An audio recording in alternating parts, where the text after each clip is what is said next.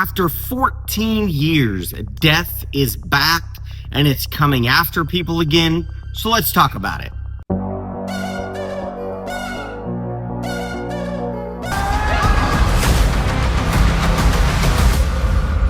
Maybe death's not actually coming for our family. Because that would be crazy.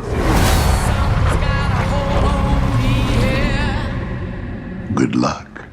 I remember growing up, the Final Destination movies, specifically 1 and 2, were films that I grew up with when I was kind of like a teenager. And it was the first horror franchise I kind of got into. You guys probably know the deal if you've seen any of the movies in the franchise. They're pretty much all the same.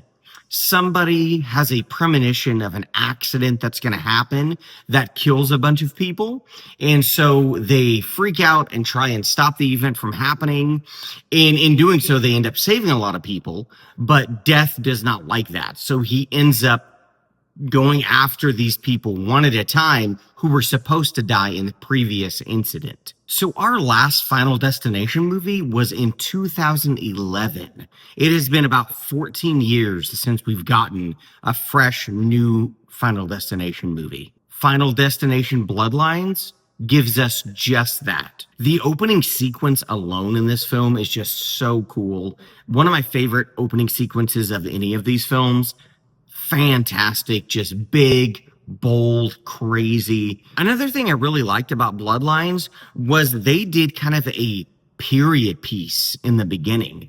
And none of the other movies you were always in like present modern day. This one starts out, I want to say it's in the 60s or 70s, something like that. So that in itself was just such an interesting vibe for a Final Destination movie. Now, it doesn't reinvent the formula per se, but the things that they do differently really infuse some fresh juice into it, and it keeps things interesting. They focused on family. This was about one specific family. The other ones, it's kind of just random strangers that meet up and stuff like that.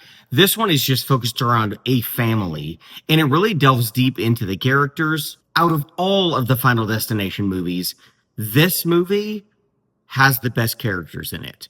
They are not just cardboard cutouts a lot of times in these movies. It's just very poorly written. They're paper thin characters. You don't care about them at all. With this one, I was invested. I found myself caring about the characters, caring about their past, what they've been through, and all of that kind of stuff. And it really makes for a much more compelling watch. I found myself really interested in just the conversations and the things that these people were going through. And I really enjoyed that. And this cast was great.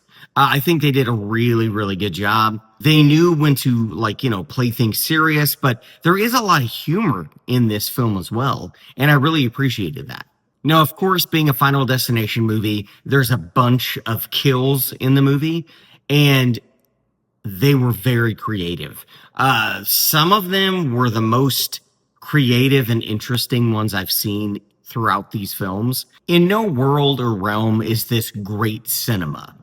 That's not what it's going for. This is just a horror movie that wants to entertain the crowd with its crazy, over-the-top, inventive kills and, kind of have you laughing too. For reference to, I actually had the opportunity to watch all of the Final Destination movies in order before I went to see Bloodlines. So I watched all 5 leading up to this one. And so that gave me a really interesting perspective. And there are Easter eggs in this one. There's a couple of films in this franchise that are not good. They're just very bad films. They're very cliche. And, they don't carry a lot of weight or do anything new for the franchise. We also have to talk about the lore of Final Destination.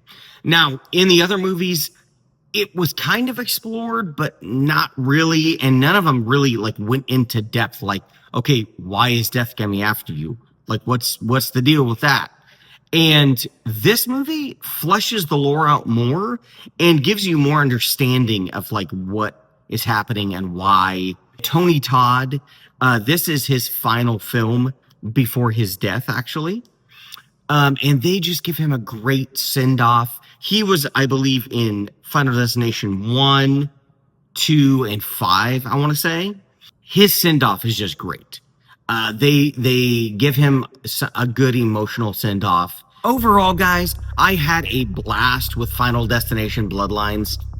It infuses new blood into the franchise, and it's been enough years, I think, that it's kind of fresh. So definitely check this one out if you can. And I will say, Bloodlines may just be my favorite Final Destination movie. Maybe. I think I'm gonna have to watch it again, but it's up there, man. It is up there in the top, like, 2. It is so well done. These directors did a great job, and I'm excited to see, what they do next. If they do another entry, I think they're going to, but we'll see what happens. So are you going to see Final Destination Bloodlines? If you do, let me know what you thought about it down in the comments. I would really appreciate that. Please like and subscribe. And there should be some more reviews coming pretty shortly here. But until then, hope you guys are doing great, and I'll catch you next time.